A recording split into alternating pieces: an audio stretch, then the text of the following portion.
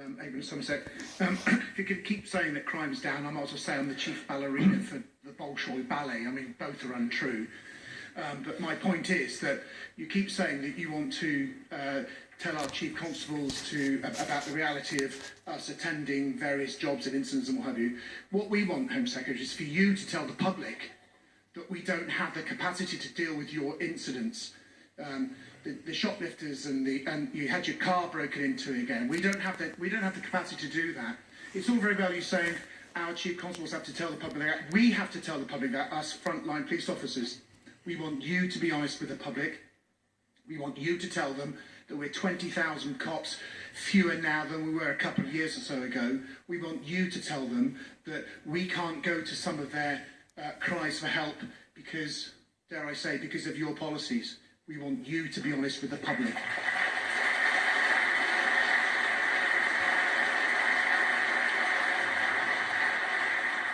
Well, I recognise your inability to attend the Bolshoi Ballet.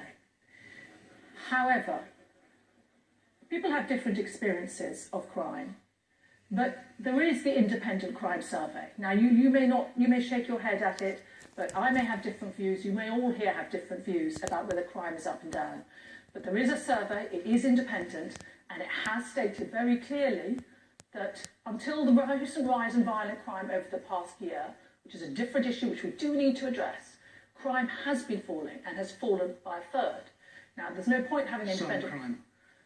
No, I would urge you to go back and look at it. Over that period, it has fallen. In terms of what you can and can't do, I would also refer you to the Peel reports, which have shown different areas having very different successes. So some of them, some areas are able to have really strong responses. They are doing all the different elements you're referring to, and sometimes these are not the forces with the largest amounts of money. What they've got is excellent leadership.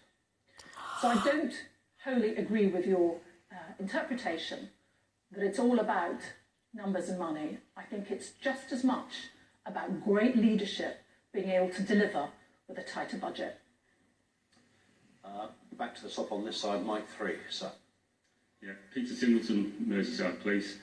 Home Secretary, you said in your speech that you've protected police budgets going forward to 2020. Could you just explain to me then why my Chief Constable, who's already had to find £80 million worth of savings since 2011, still has to find over £16 million from his budget in the next 3 years? Well, I'm afraid I don't know the individual budgets of the different police forces and the one that you're referring to.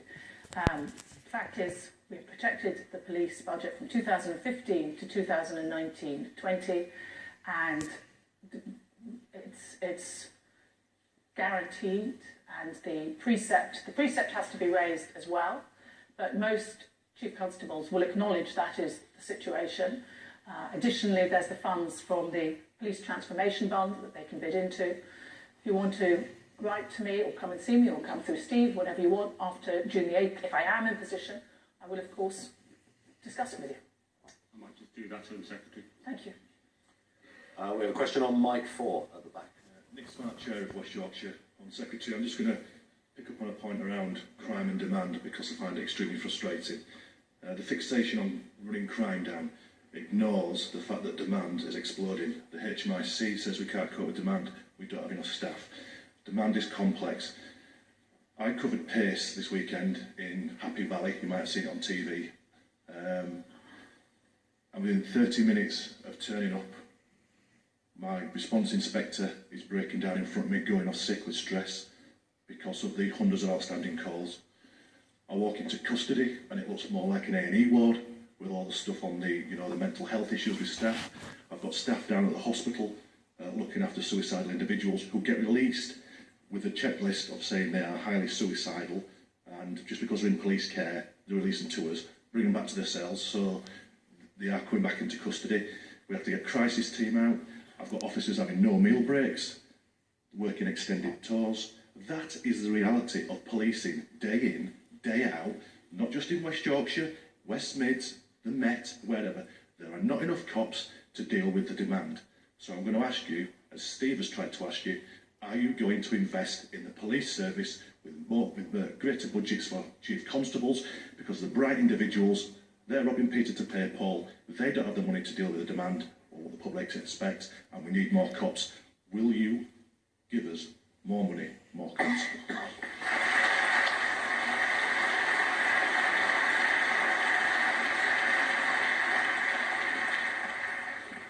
I'm sorry to hear the description you've made of the situation in your force. I have been around visiting a number of forces over the past 8 or 9 months. I haven't seen a situation like that. I understand. No, I mean, this is a real crisis situation you've described to me, which does sound very punishing. Sorry, I didn't come back. It's a crisis across the country, not just in... I'm not saying my force is a crisis, far from it. We have some very bright, talented senior officers who know the state of policing, know the priorities have to be juggled, they don't have the money or the cops to do it. And the reality is exactly what I've just described. It's happening everywhere. And if you're saying, if you are being told it's not happening, you need to change your advisors. Come to West Yorkshire, come to West Mids, go to the Met, and see what the boroughs and the strains and the staff are under. Go into custody. Look at the other agencies, the NHS, social care, that are placing ridiculous demands on missing people, mental health. You know, I would say less than 50% of cops on the front line actually deal with crime on a daily basis because of all the other demands from other services. We are the service of first resort. And until you resolve that as Home Secretary and tell these other agencies not to place that burden on us, we are always on the back foot. Okay, well, we are trying to address...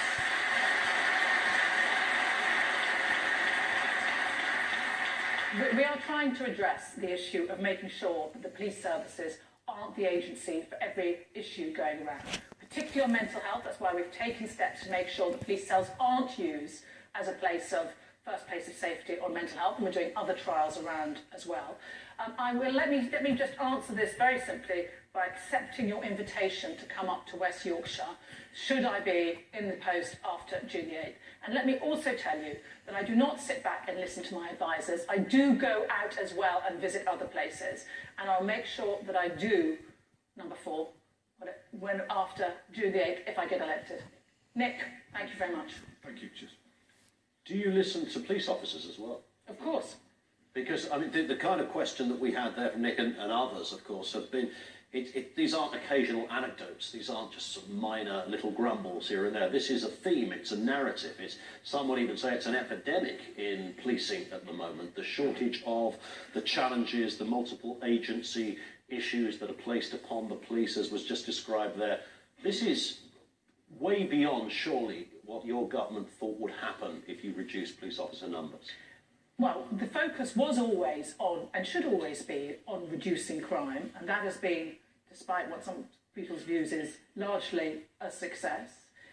In terms of listening to police officers, I do listen to police officers, but I also listen to some of their huge enthusiasm and excitement about what else they can do to address the changing needs of the public and how to get investment for different types of crime that we're increasingly seeing. But of course, we will also listen to the police officers. But isn't it true that somewhere along the line somebody came up with this number of X amount in the budget, which equated to 20,000 cops, and someone in your a predecessor in your department, somebody in the last government said, we think we can get away with it, and actually you've been rumbled? No, I don't accept that at all. And what I would bring us back to too is that was part of a budget from 2010, 2015, 2015, 19, 20. The budget has been protected, and I hope that we'll be able to work well but it's together. The wrong budget to protect, that's the problem, isn't it? It's not really, no, it's the budget we're in. Okay, you say the budget we're in now is absolutely fine, all of the grumbles about the amount of money that isn't there are fictitious. No, I can see, I'm listening, that there are difficulties that people are having, but you're saying to me, are you cutting budgets? And I'm saying, no, the budget has been protected till 1920. And my point was the budget wrong in the first place? Were the cuts and the aspirations to reduce Listen, numbers? I'm in the business of trying to make sure that the present works and the future works. Let's not go back over 2010-15.